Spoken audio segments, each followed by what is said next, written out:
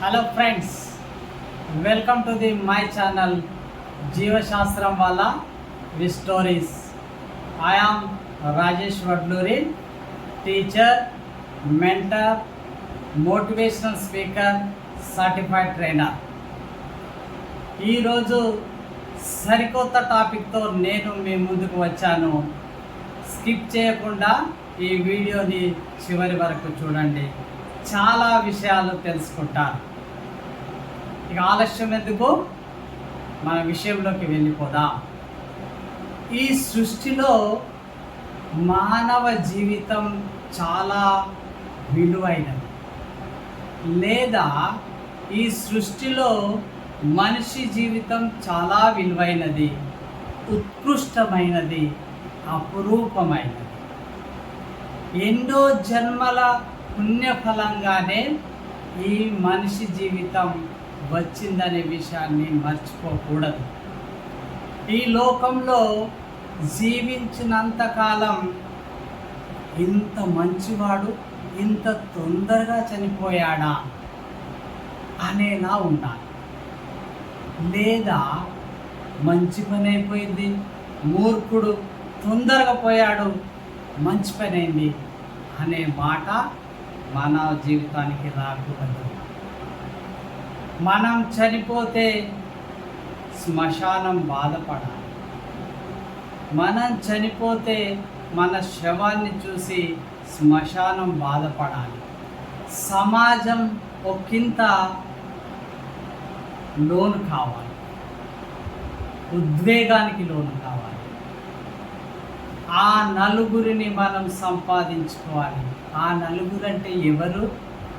మనం చనిపోయిన తర్వాత మన పాడెను మోయడానికి కావలసినటువంటి నలుగురిని సంపాదించుకోవాలి. మనకంటూ ఒక ప్రత్యేకమైన బ్రాండ్ను క్రియేట్ చేసుకోవాలి. అది ఎలాగో తెలియాలంటే ఈ స్టోరీ మీరు వినవలసిందే. ఒక వ్యక్తి చాలా కాలంగా తపస్సు చేస్తున్నాడు, ప్రార్థన చేస్తూ ఉన్నాడు. ఆయన తపస్సును, ప్రార్థనను చాలా రోజుల నుండి గమనించినటువంటి దేవుడు ప్రత్యక్షమై, నరుడా, ఏమిటి నీ కోరిక అని అడగడం జరిగింది. అప్పుడు ఆ మనిషి దేవునితో అంటున్నాడు, దేవా, స్వామి,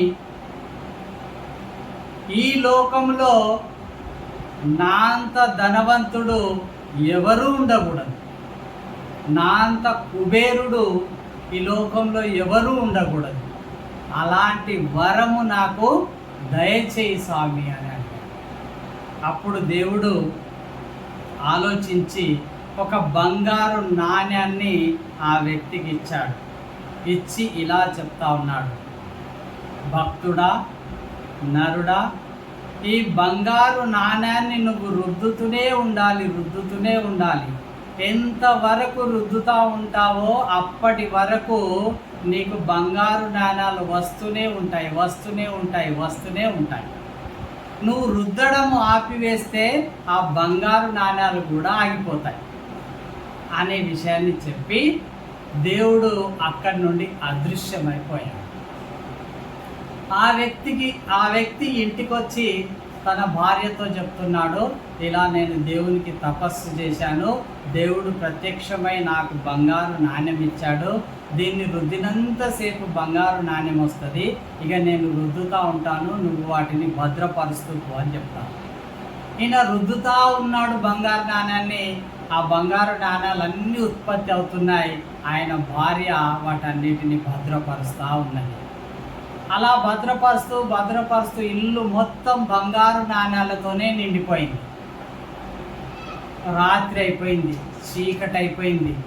అప్పుడు భార్య అంటుంది, ఏమండి, ఇల్లు మొత్తం నిండిపోయిందండి, ఇక సరిపోతుందండి, ఇక అన్నం తిని హాయిగా పడుకోండి అని అంటుంది.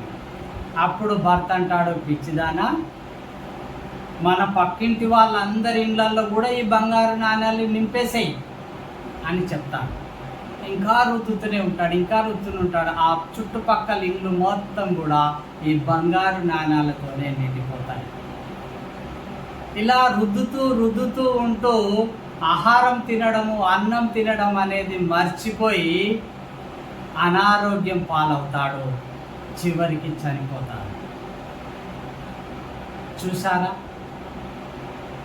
ఆశ అవసరమే, కానీ అత్యాశ అనేది చాలా ప్రమాదకరమైంది. బ్రతకడానికి ఆశ అవసరమే, కానీ అత్యాశ అనేది చాలా ప్రమాదాన్ని తీసుకువస్తుంది. ఈ సమాజంలో, ఈ లోకంలో డబ్బు మోజులో పడి ప్రజలు కూడా అనారోగ్యాన్ని తెచ్చుకుంటున్నారు. డబ్బే ధ్యేయంగా బ్రతుకుతూ తన జీవితాన్ని రోగాలమయం చేసుకుంటున్నటువంటి సందర్భాలు కూడా ఉన్నాయి. దేవుడు ఏం చెప్పాడంటే, మనుషులని ప్రేమించు, వస్తువులని వాడుకో అని అన్నాడు. కానీ నేటి సమాజం ఏం చేస్తుంది అని అంటే, కన్ఫ్యూజన్లో పడిపోయి వస్తువులని ప్రేమిస్తూ ఉన్నది, మనుషులని వాడుకుంటా ఉన్నది. ఇది ఇప్పుడున్నటువంటి సమాజ తీరు. ఈ స్టోరీ యొక్క మోరల్ ఏంటి అని అంటే, జీవితం అనేది వరమా శాపం? నిజంగా కూడా ఈ జీవితము వరమే, కానీ దాన్ని శాపంలా మార్చుకుంటున్నది కూడా మనమే. వరము లాంటి జీవితాన్ని శాపంలా మార్చుకుంటున్నటువంటి మనుషులము ఈ రోజుల్లో జీవిస్తూ ఉన్నాము. అలాగే ఆశ అవసరమే, కానీ అత్యాశ అనేది ప్రమాదకరం అనేది ఈనాటి ఈ కథలోని మోరల్. మరొక టాపిక్తో మళ్ళీ నేను మీ ముందుకు వస్తాను. I'm Rajesh Vadluri. Thank you. 1 and 1.